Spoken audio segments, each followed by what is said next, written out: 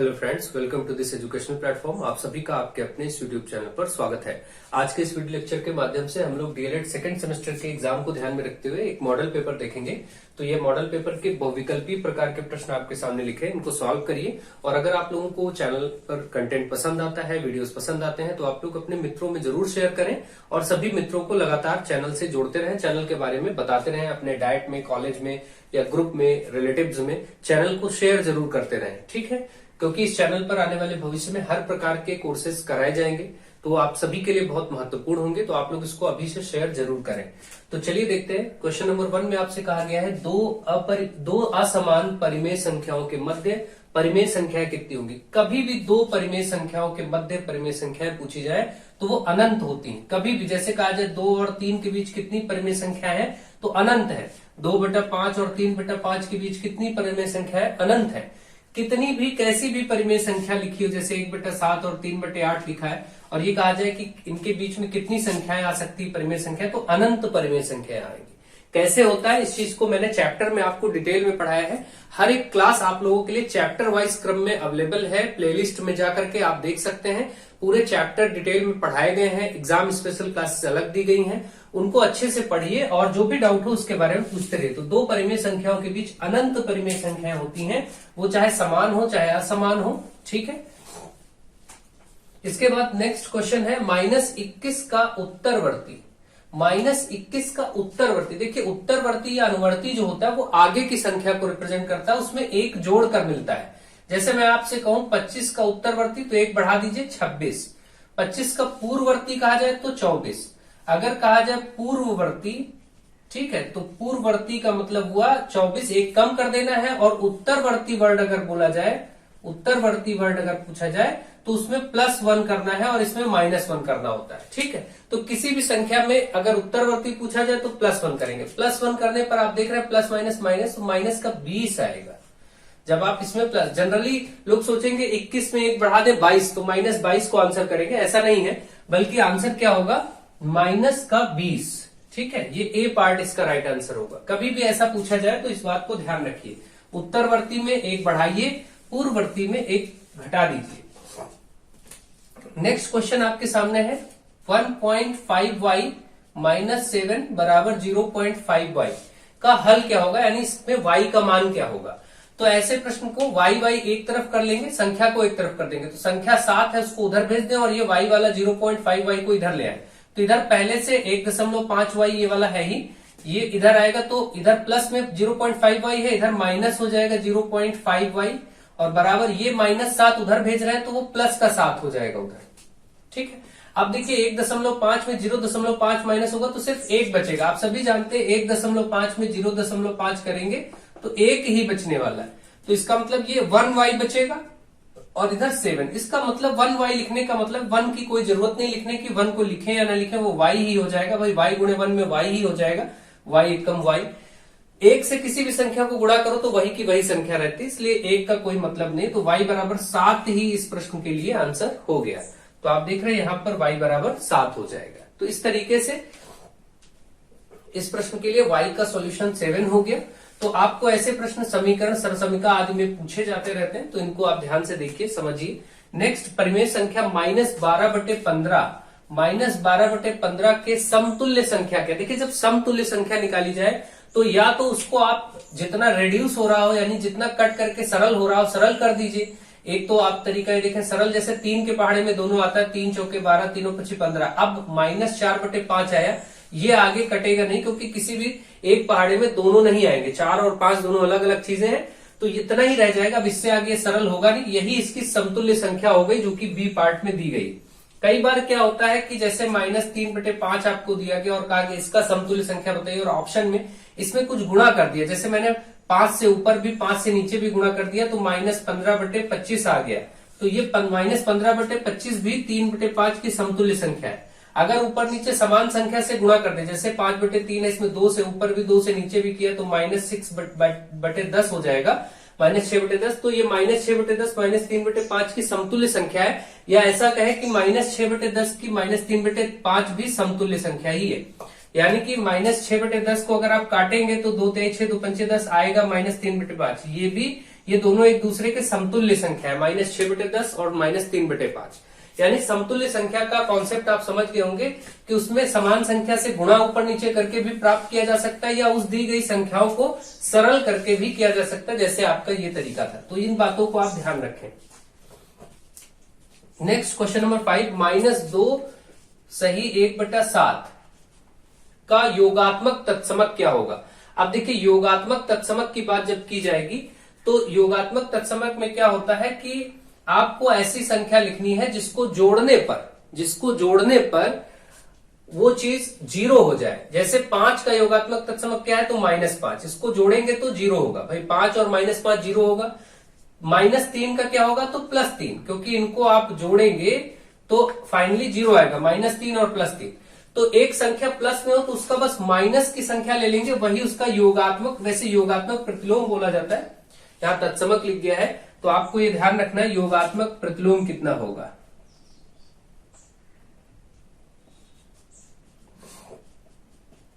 जोड़ने पर जो 0 हो जाए, ठीक है।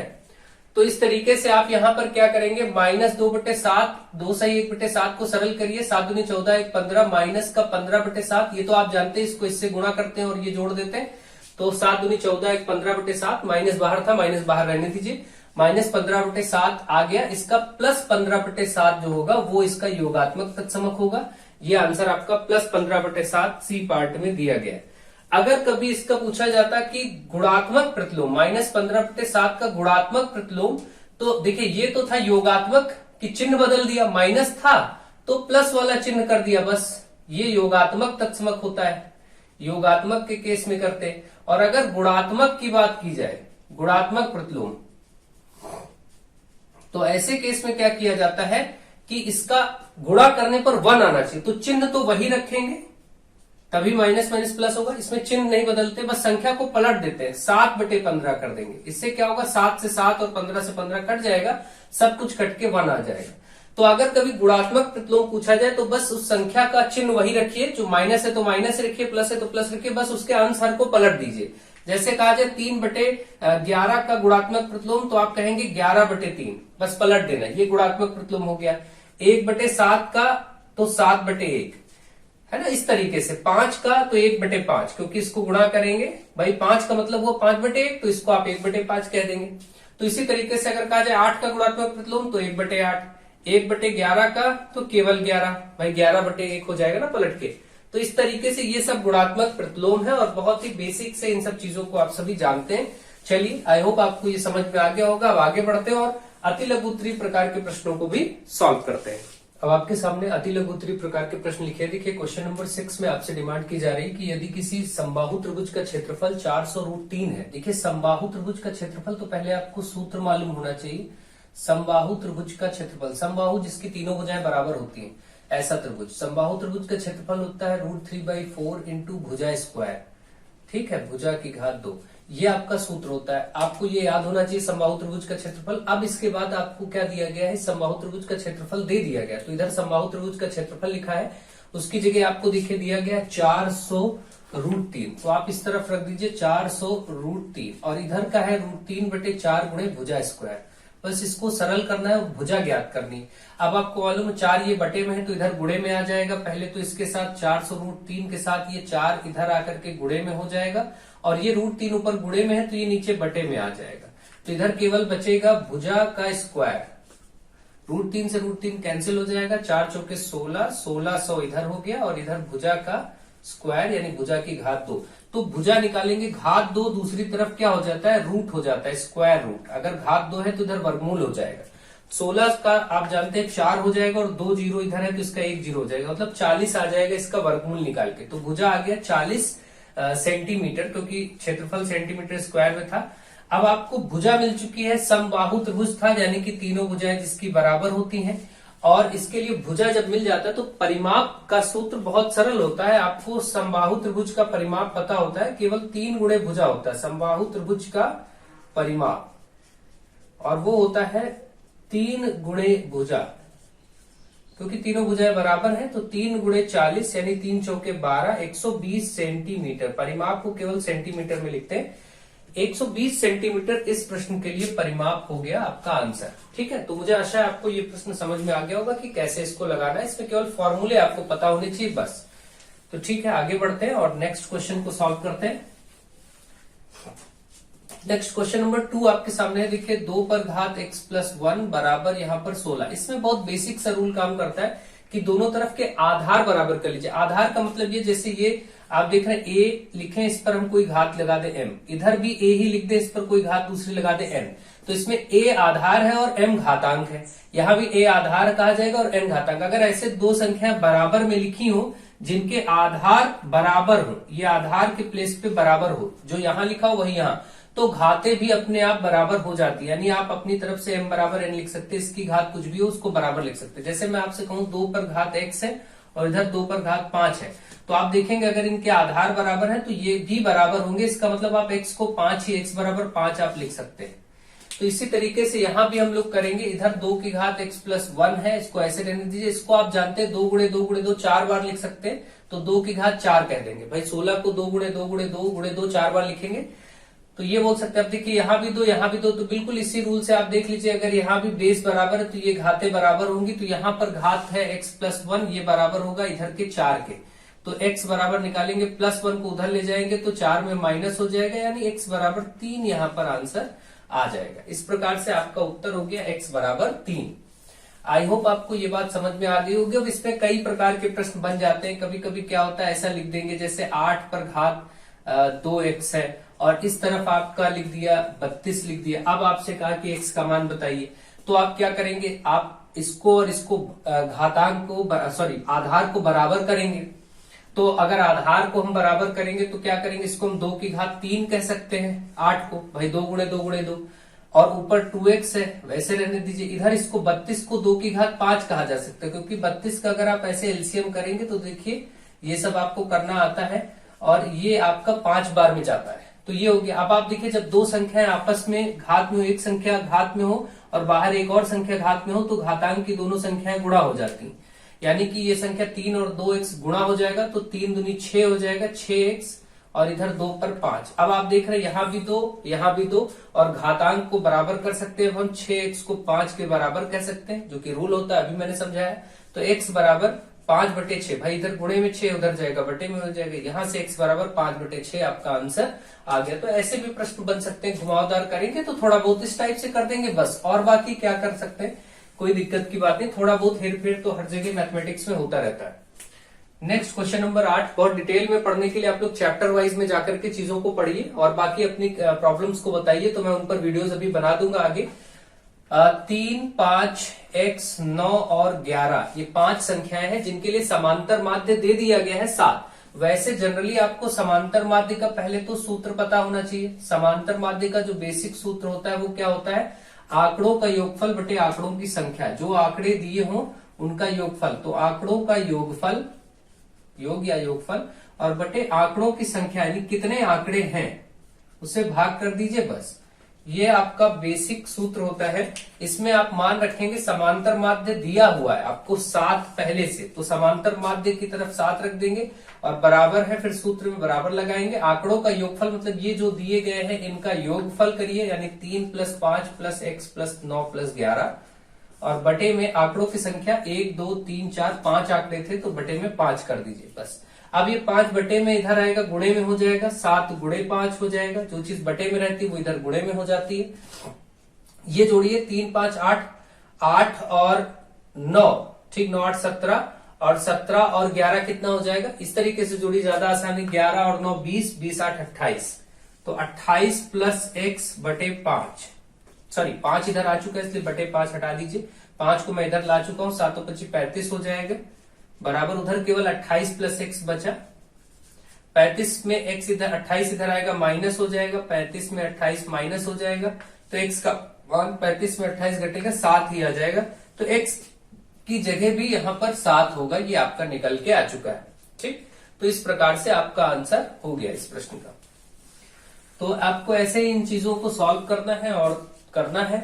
नेक्स्ट क्वेश्चन नंबर 9, एक वर्गाकार खेत का परिमाप। वर्गाकार खेत मतलब वर्ग ही है एक तरह से, तो वर्ग का या वर्गाकार खेत का परिमाप दिया है तो वर्ग का परिमाप आपको दे रखा है क्या, इन्होंने दिया है 5x माइनस 6, और जहां पर x आप 8 रखेंगे, x 8 रख सकते तो यहां पर 8 रख दीजिए। 5x का मतलब 5 गुणे x, और x की जगह 8 रख देते हैं माइनस 6, तो परिमाप निकल के आ जाएगा 5 और ठीक 40, 40 माइनस 6। इसको आप यहां से थोड़ा सा चेंज कर लीजिए, नहीं तो ये थोड़ा क्वेश्चन गड़बड़ हो जाएगा। इसको आप 4 कर लीजिए और यहां भी 4 कर लीजिए, ठीक है, इतना परिवर्तन कर लीजिए।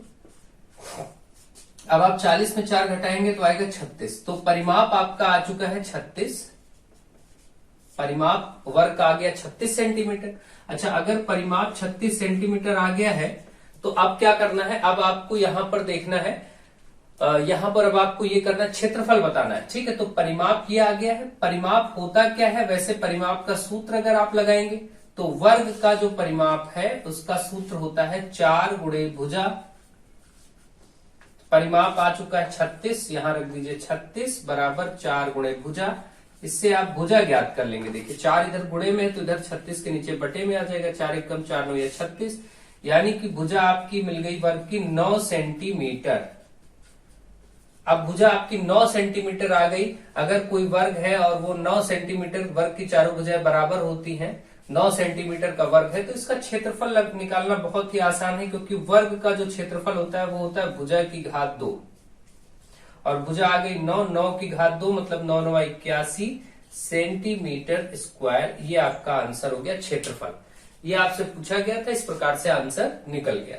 तो आपको ये ध्यान रखना है, ऐसे प्रश्नों को बहुत ही आसानी से आप लोग कर सकते हैं, कोई दिक्कत की बात नहीं। मुझे आशा है कि आप इसको कर पाएंगे। नेक्स्ट क्वेश्चन नंबर 10, यदि एबीसी और पीक्यूआर दो समरूप त्रिभुज, जब इस प्रकार का प्रश्न आए कि त्रिभुज एबीसी और तथा त्रिभुज पीक्यूआर, यहाँ नाम कुछ भी हो और ये समरूप है, समरूप का चिन्ह इस तरीके से लगता है, थोड़ा सा ऐसे लाइन को टेढ़ा करके, यानी ये त्रिभुज और ये त्रिभुज, दो त्रिभुज कोई ऐसे हैं जो समरूप है और वहां पर कुछ मान भी दिए। तो आपको यहाँ पहले समरूप त्रिभुज में एक शर्त बनाना मैंने सिखाया था, कैसे आप लिखते हैं, जैसे यहां से ए बी उठाएंगे, इसका ए बी, संगत भुजाओं का अनुपात हमेशा बराबर होता है। समरूप त्रिभुज का मतलब ये है, जैसे मान लीजिए एक त्रिभुज ये है और एक त्रिभुज ये है, इसको हम कह दें ए बी सी और इसको कह दें पी क्यू आर, तो क्या होगा, जैसे इसका ए बी और इसका पी क्यू का अनुपात बराबर होगा, जैसे यहाँ ए बी है और यहाँ पी क्यू है, तो इसको आप ऐसे लिख सकते हैं, बराबर इसका ए सी अगर उठाएंगे, ठीक है,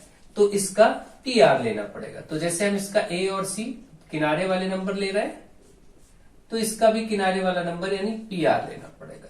अगर इसका बेस उठाते बीसी तो इसका भी बेस लेना पड़ेगा, तो यानी इसका अगर हम बीसी लेंगे तो इसका क्यू आर लेना पड़ेगा। ये आपका एक नियम निकालने का तरीका होता है और इसी नियम में मान रख के प्रश्न पूछे जाते हैं जो कि आपको सॉल्व करने होते हैं, और ये बहुत ही आसान होता है। अब आप इसको समझ गए होंगे। जैसे आप देखिए, फिर से मैं इसको लिख के आपको लिखना समझा देता हूं फटाफट। जैसे यहां था त्रिभुज एबीसी और समरूप था त्रिभुज पी क्यू आर के। अब आप देखिए, इसका ए बी तो इसका पी क्यू, तो ए बी बटा पी क्यू लिख लिया, इसका ए और सी तो इसका पी और आर ये लिख लिया, इसका अगर आप बी और सी रखते हैं ऊपर तो इसका आपका क्यू और आर रखना पड़ेगा। देखिए ये आपका आसानी से नियम बन गया। अब इसमें तीनों बराबर है, जो आपको जरूरत हो, जैसे यहां इन्होंने दिया हो, जैसे यहां पर इन्होंने दिया है बीसी बराबर 2 सेंटीमीटर, ए बी बराबर 3 सेंटीमीटर, क्यू आर भी दिया है, क्यू आर भी 3 सेंटीमीटर। तो आपसे पूछा है कि आप बताइए पी क्यू, ये 4 में आपको रिलेशन बताना है। तो आप देखिए 4 कहां पर मिलेंगे, तो आप देखेंगे बीसी ये रहा, बीसी के साथ क्यू आर ये रहा, ए बी ये रहा और पी क्यू ये रहा। इसका मतलब आपको ये वाला और ये वाला इक्वल लेना है बस, क्योंकि तीनों ही आपस में बराबर है। तो आप किसी दो को भी आपस में इक्वल ले सकते हैं, इसको इसके इक्वल रख सकते हैं, इधर वाले को इधर वाले के, या इसको इसके लिख सकते हैं, किसी को, क्योंकि तीनों बराबर है। तो अब आप केवल उतना ही ले लीजिए जितने की जरूरत है, ए बी बटा पी क्यू और बराबर इधर बी सी बटा क्यू आर ले लीजिए बस। और ये सब मैंने चैप्टर में डिटेल में पढ़ाया है। समरूपता और सर्वांग समता जिनको नहीं समझ में आता वो डिटेल में चैप्टर में देख लें। ए बी की जगह पर 3, पी क्यू की जगह पर बताना है, फाइंड करना है, बीसी की जगह पर 2 और क्यू आर की जगह पर 3। बस अब इसको सॉल्व करने का तरीका आपको मालूम है, क्रॉस मल्टीप्लाई, 3 का 3 से गुणा हो जाएगा और ये 2 का पी क्यू से हो जाएगा, तो 2 गुणे पी क्यू कह लेंगे। 3 3 9 हो गया, और ये 2 गुणे में इधर बटे में हो जाएगा, तो PQ का मान आ जाएगा। तो 9 को 2 से भाग करेंगे तो 4.5 आएगा, 4.5 सेंटीमीटर। इस प्रकार से ये आपका PQ का मान आ चुका है 4.5 सेंटीमीटर। इस प्रश्न के लिए आंसर हो गया। आपको बस ये नियम पता होना चाहिए, बाकी चीजें आप लिख लेंगे। देखिए सर्वांग समता और समरूपता को बहुत डिटेल में मैंने पढ़ाया है, आप लोग उसको जरूर पढ़ लीजिए, एक प्रश्न आता ही आता है, तो आप सबके लिए बहुत लाभदायक होगा, उसको आप बहुत अच्छे से पढ़िए। नेक्स्ट क्वेश्चन नंबर 11, एक कक्ष की लंबाई, देखिए लंबाई दिया गया है, मैं डायरेक्ट ऐसे लिखे देता हूं L करके, आप बाकी ऐसे नोट करिएगा, लंबाई L बराबर इतना, और चौड़ाई को B से लिखते हैं, चौड़ाई 8 मीटर है, और इसके बाद ऊंचाई भी दी गई है, ऊंचाई यानी हाइट, और ये आपका है 5 मीटर। आपको ये लंबाई चौड़ाई ऊंचाई दी, और इस कमरे के 4 दीवारों का क्षेत्रफल बताना। देखिए 4 दीवारें जो होती हैं कमरे की, 4 दीवारों का क्षेत्रफल का सूत्र आपको मालूम होना चाहिए। 4 दीवारों का क्षेत्रफल, और वो होता है 2 गुणे लंबाई प्लस चौड़ाई गुणे ऊंचाई, 2 गुणे लंबाई प्लस चौड़ाई ब्रैकेट में और गुणे ऊंचाई, ऐसे आप सूत्र लिखेंगे, इसी में मान रखेंगे। तो 2 गुणे लंबाई प्लस चौड़ाई, लंबाई की जगह 11, चौड़ाई की जगह 8, और गुणे ऊंचाई की जगह 5। अब आप देखिए गुणा ही करना है, तो इस ब्रैकेट वाले को पहले हल कर लीजिए, 11 और 8 19 हो जाएगा, गुणे में 5। ठीक है, अब आप 5 दूनी 10 कर लीजिए, 10 गुणे 19 कर लीजिए, तो 19 दहम में 190 हो जाएगा।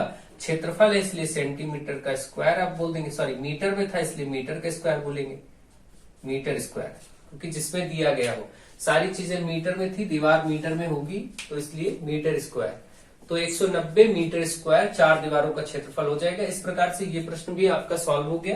क्वेश्चन नंबर 11 अति लघु उत्तरीय के साथ अब हम लोग लघु उत्तरीय प्रश्नों की तरफ बढ़ते हैं और उनको सॉल्व करते हैं। अब आपके सामने लघु उत्तरीय प्रकार के प्रश्न लिखे गए हैं, जिसमें क्वेश्चन नंबर 12 में आपसे कहा गया है कि -1/2 तथा 5/4 के मध्य 8 समदूरस्थ परिमेय संख्या लिखे। समदूरस्थ मतलब समान दूरी पर स्थित। 2 परिमेय संख्याओं के बीच में अनंत परिमेय संख्या हो सकती है, लेकिन समान दूरी पर स्थित संख्या निकालने के लिए क्या करेंगे, इसका एक पर्टिकुलर तरीका मैंने आपको अलग से वीडियो में भी सिखाया है समदूरस्थ के लिए, लेकिन यहां भी ध्यान दे लीजिए। सबसे पहले इनके हरों को बराबर होना चाहिए। तो यहाँ पर 2 है, यहाँ 4 है। पहले हर बराबर करने के लिए इस वाले भिन्न में हमें क्या करना पड़ेगा, 2 से ऊपर नीचे गुणा करना पड़ेगा। तो -1/2 था, इसको 4 बनाने के लिए 2 से गुणा करेंगे, तो ऊपर भी 2 से गुणा करेंगे, और दूसरी परिमेय संख्या तो 5/4 है, ऐसे रहने दीजिए। इसका मतलब देखिए ये जब आपका क्या हो गया, 2 एकम 2 -2/4। अगर देखा जाए तो हम इसको लिख सकते हैं -2/4। हमने केवल इतना काम किया है, इसको कन्वर्ट कर लिया, हर बराबर कर लिया। अब दोनों के हर जब बराबर हो जाए तो आपको करना ये होता है कि आपको जितने बीच में समदूरस्थ संख्या बतानी है, जैसे यहाँ 8 समदूरस्थ संख्या बतानी है, तो 8 में 1 बढ़ा करके अपने आप से 8 बतानी है तो 9, अगर 7 बतानी होती तो 8 कर लेते। जितनी भी समदूरस्थ संख्या बीच में लानी हो उससे एक एक्स्ट्रा, यानी 8 बताना था तो 8 में हम 1 बढ़ा लेंगे तो 9 आएगा। ये बात याद रखिए। 9 से अब इन भिन्नों में हम ऊपर नीचे गुणा कर लेंगे। ये जो -2/4 बचा है इसको भी 9 से ऊपर नीचे गुणा कर देंगे, और ये जो 5/4 था इसको भी 9 से ऊपर नीचे गुणा कर लेंगे। ये अगली स्टेप है। तो इस तरीके से आपकी ये भिन्ने कन्वर्ट होकर के क्या हो जाएंगी, 9 दूनी 18 माइनस का 18/9 चौके 36, और दूसरी बन जाएगी 9 बचे 45, 45/36। इस प्रकार से ये जो दो भिन्न है, अब आप यहां तक पहुंच चुके हैं, यहां तक की स्टेप आपको ध्यान से समझ में आ गई होगी। सबसे पहले था कि जो दो दी गई भिन्न है उनके हर बराबर होने चाहिए। अगर हर बराबर है तो जितने भी उनके मध्य समदूरस्थ संख्या बतानी है उससे 1 बढ़ा लीजिए। 8 बतानी थी, हम 9 कर लेंगे, और 9 से ऊपर नीचे अब उन दोनों भिन्नों को गुणा कर देंगे। इतना काम हमने किया। अब आप देखेंगे कि इनके हर तो बराबर है ही, और अंशों के बीच में जो गैप है उसको 9 बराबर दूरियों में बांटना है, क्योंकि आपको समदूरस्थ संख्या चाहिए। समदूरस्थ मतलब समान दूरी पर स्थित, समदूरस्थ। इसके लिए जो इनके अंशों का गैप है, हर तो बदलता नहीं है तो हर ऐसे ही रहेगा। ठीक है, अब आप देखेंगे कि इनके अंश का गैप क्या है, -18 से 45, यानी इसका पहले अंतर ले लेंगे। अगली स्टेप में आप क्या करेंगे, 45 और -18 का अंतर, -18 और 45 का अंतर यानी माइनस कर लेंगे।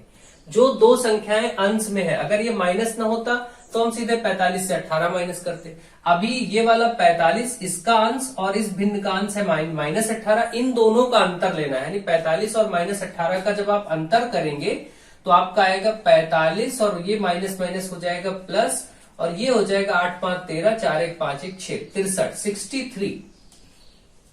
जब आप अंतर करते हैं तो आप देखते हैं 63 आया, और हम लोग इसमें क्या कर रहे थे, इसके लिए 9 हिस्से हमको करने थे। उन्होंने तो 8 बताया था, लेकिन हम एक बढ़ करके कर रहे थे।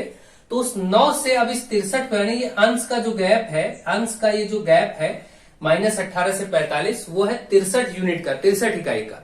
इस 63 को हम 9 हिस्सों में भाग कर लेंगे, तो 9 से इसको भाग करेंगे, 9 सते आएगा 63।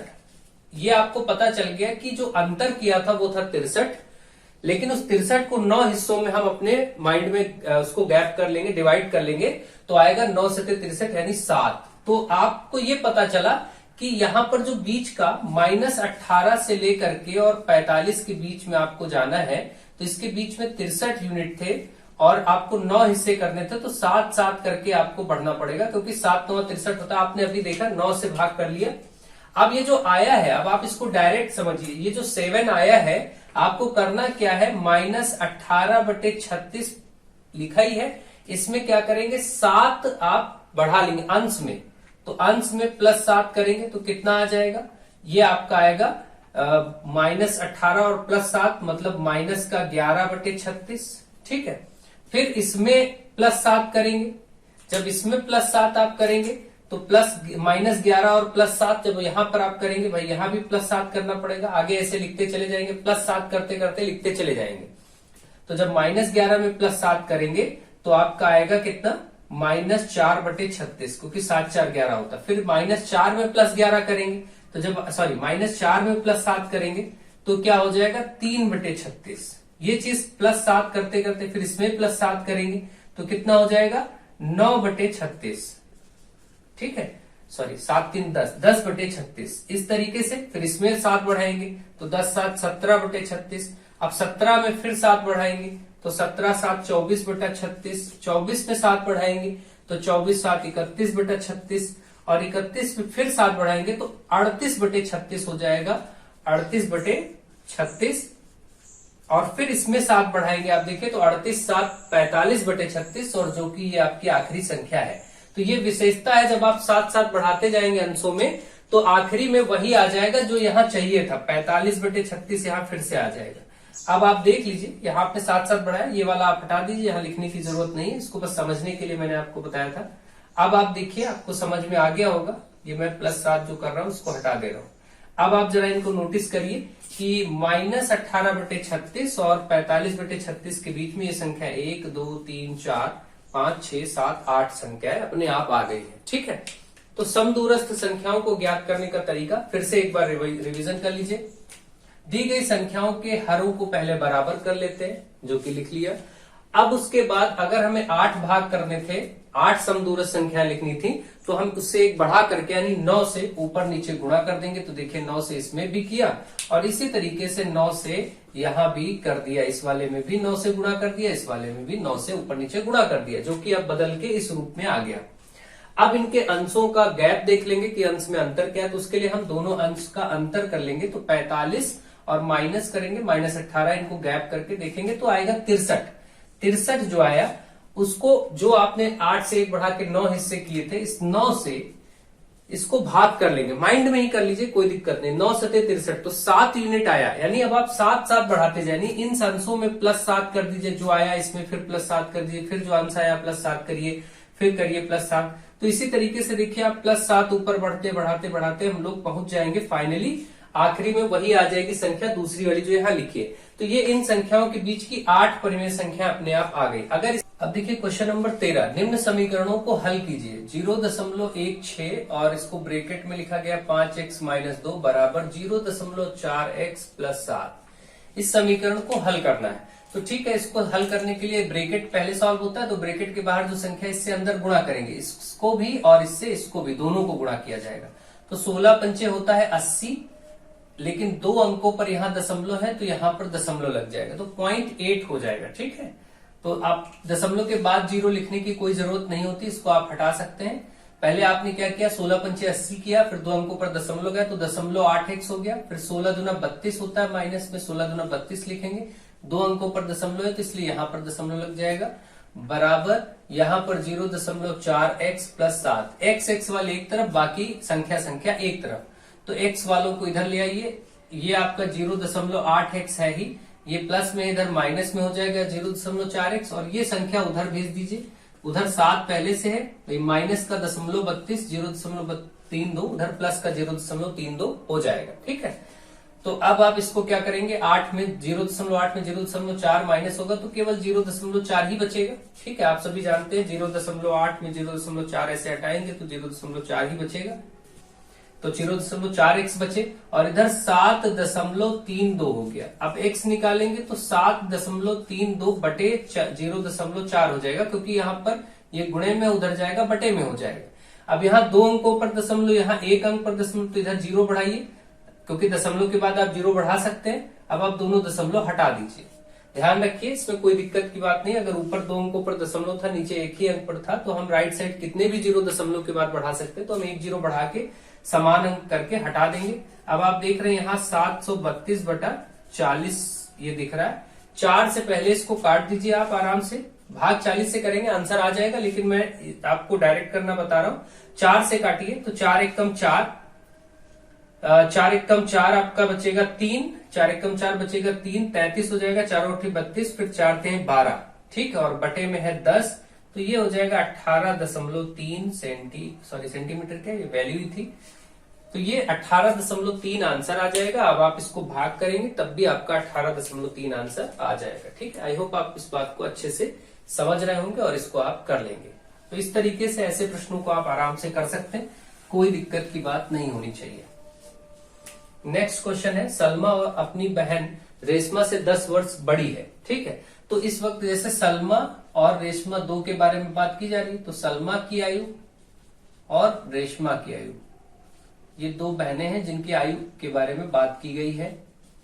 तो अब देखेंगे क्या कहा गया है। सलमा रेशमा से 10 वर्ष बड़ी है, ये 10 वर्ष बड़ी है, तो ये अगर x वर्ष हम मान लें रेशमा को, तो इस x से ये 10 वर्ष बड़ी है, यानी x + 10 कह सकते हैं। भाई रेशमा से सलमा 10 वर्ष बड़ी है, तो हम रेशमा को x मान लेते हैं, वो अपने आप उससे 10 ज्यादा हो जाएगी, x + 10 हो जाएगी। ठीक है, अब जैसा क्वेश्चन ने कहा होगा वैसा आपको करना पड़ेगा। क्वेश्चन ने जैसा कि कहा है कि 4 वर्ष पहले सलमा की आयु रेशमा की आयु से 2 गुनी थी। अब देखिए, सबसे पहले इसमें एक बात है, 4 वर्ष पहले, ये जो क्वेश्चन में होता है ऐसे प्रश्नों में 4 वर्ष पहले, 3 वर्ष बाद या 10 वर्ष बाद, तो इससे पहले आपको करना क्या होता है, 4 वर्ष पहले दोनों की आयु आपको लिखनी होगी। तो 4 वर्ष पहले आप अपने आप ही लिख लीजिए, सलमा की आयु क्या होगी, 4 वर्ष पहले सलमा की आयु क्या होगी और रेशमा की आयु क्या होगी, ये तो आप अपने आप बता सकते हैं। जैसे आपसे कहा जाए आपकी उम्र आज 25 वर्ष है, तो 4 वर्ष पहले कितनी रही होगी, तो 21 वर्ष रही होगी, 4 माइनस कर देंगे।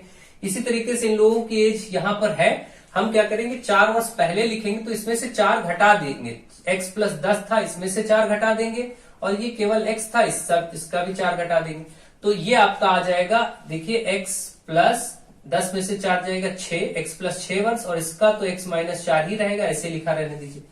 ये इनकी 4 वर्ष पहले दोनों की आयु है।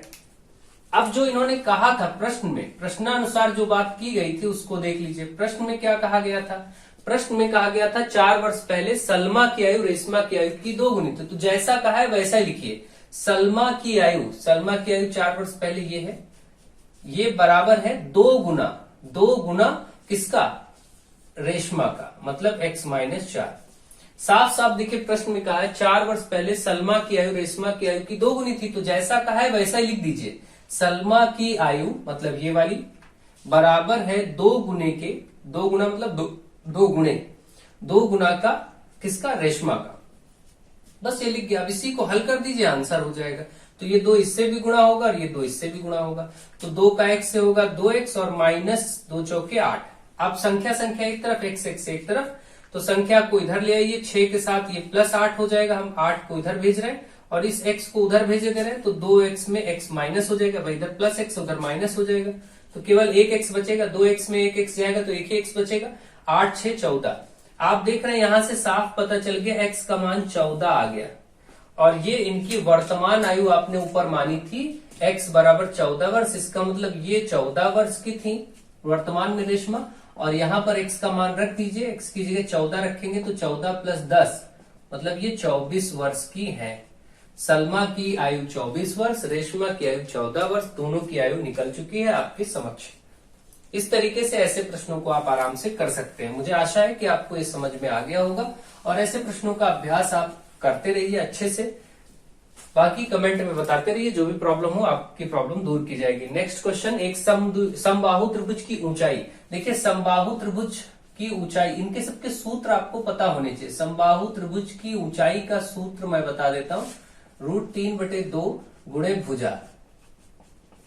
बस इसी से काम हो जाएगा। अब समबाहु त्रिभुज की ऊंचाई दी गई है, तो देखिए ऊंचाई की तरफ इधर जो ऊंचाई दिया है उसने 3√3 इधर रख दीजिए, और ये √3/2 गुणे भुजा। इससे आप भुजा ज्ञात कर सकते हैं। बाद में आपको बताना समबाहु त्रिभुज का क्षेत्रफल है, कोई बात नहीं, पहले हम भुजा ज्ञात करते हैं। ये बटे 2 है, इधर आएगा गुणा हो जाएगा, √3 के साथ गुणे 2 हो जाएगा, बराबर √3। और देखिए ये वाला जो 2 है बटे में, ये इसके साथ गुणे में हो जाएगा, और ये जो √3 गुणे में ऊपर ये नीचे आके बटे में हो जाएगा। तो इस √3 को भी इधर भेज लेते हैं, बचा केवल इधर भुजा। अब √3 से √3 कट जाएगा, 3 दूनी 6 सेंटीमीटर भुजा है, ये पता चल गया। समबाहु त्रिभुज की भुजा पता चल गई। और अब इस समबाहु त्रिभुज यानी कि इक्विलैटरल ट्रायंगल समबाहु त्रिभुज का क्षेत्रफल आपको बताना बचा। क्षेत्रफल होगा √3/4 गुणे भुजा स्क्वायर।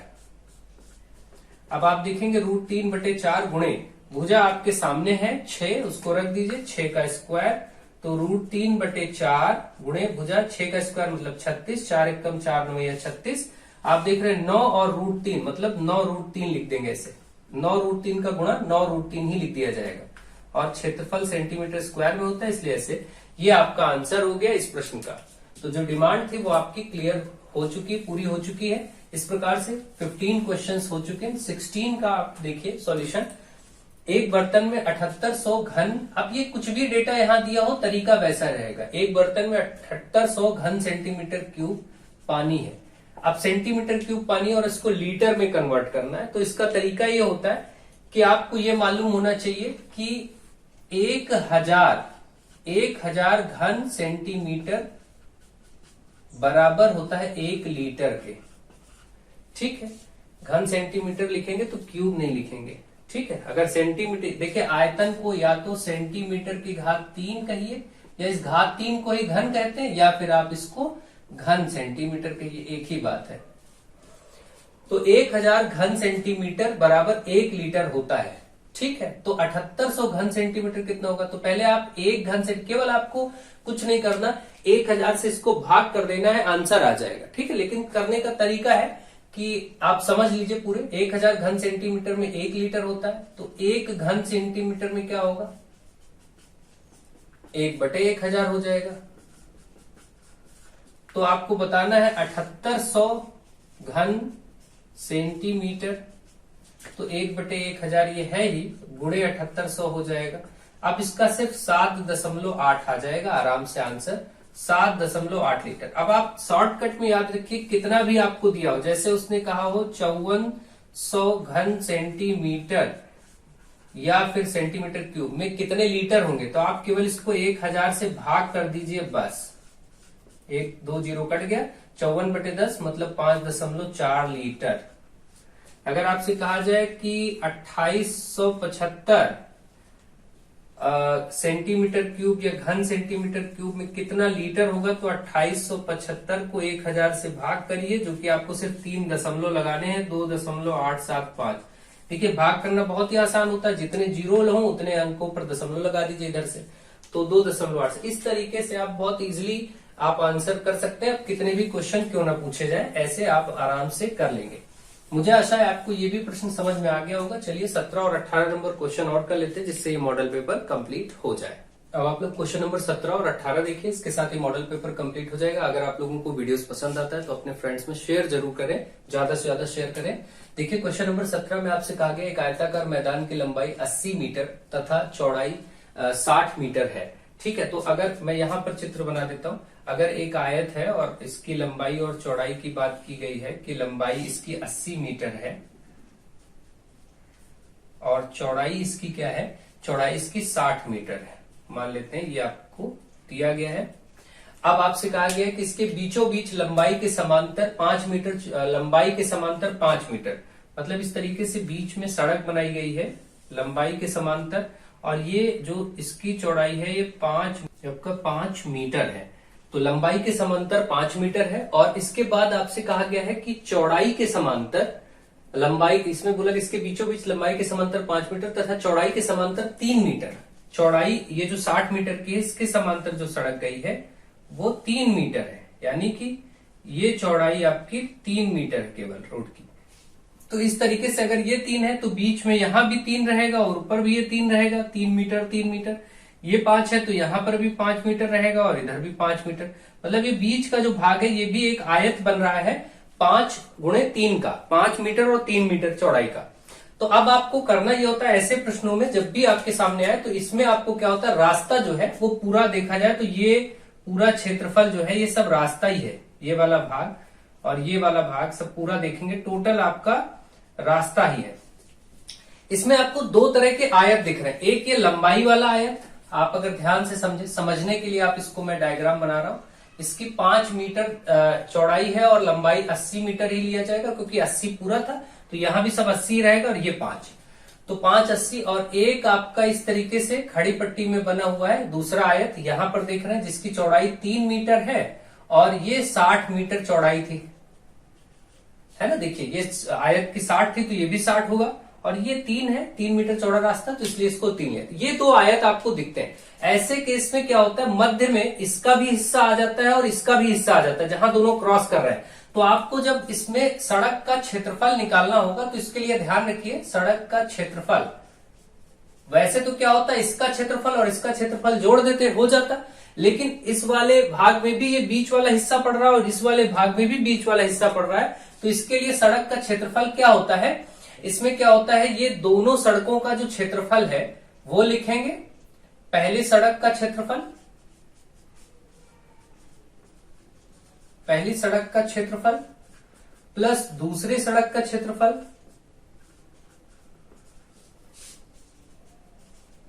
सूत्र याद रखिए, माइनस मध्य भाग का क्षेत्रफल, जो मध्य में भाग बन रहा है मध्य भाग का क्षेत्रफल, इतना याद रखिए बस। तो अब आप क्या करेंगे, इसका क्षेत्रफल लंबाई गुणे चौड़ाई यानी 80 गुणे 5 प्लस इसका क्षेत्रफल 60 गुणे 3 माइनस करेंगे मध्य भाग, मध्य भाग कितना है, मध्य भाग छोटा सा ये जो बन रहा है ये 5 और 3 का है तो 5 गुणे 3 हो जाएगा, है ना। बस इतना याद रखिए, 8 पंचे 40, 400, क्षेत्र 18, 180 माइनस 5 थे 15, ये हो गया 580 जोड़ के, 400 और 180 जोड़ के हो गया 580, उसमें से 15 आप माइनस करेंगे तो ये आपका 565 मीटर स्क्वायर क्षेत्रफल बच गया, जो कि आपका आ गया क्षेत्रफल सड़क का। अब आप, मैं ये डायग्राम हटा दे रहा हूं, यहां पर बाकी का कैलकुलेशन कर देता हूं। यानी क्षेत्रफल तो आ गया लेकिन खर्चा बताना था, क्योंकि उसने कहा था कि 1 मीटर स्क्वायर का जो खर्चा है रुपए 15 है, तो आपको 565 मीटर स्क्वायर का खर्चा बताना है, तो 565 गुणे 15 कर देना है, बस ये आपका आंसर हो जाएगा। तो 565 गुणे 15 आप कर लीजिए, 55 25 2 5 31 2 32, 55 25 3 28 और ये 5 6 5 5 7 8 6 14 और 8,475 रुपए इसका आएगा, 8,475 रुपए खर्चा आ जाएगा और ये आपका हो जाएगा सड़क का।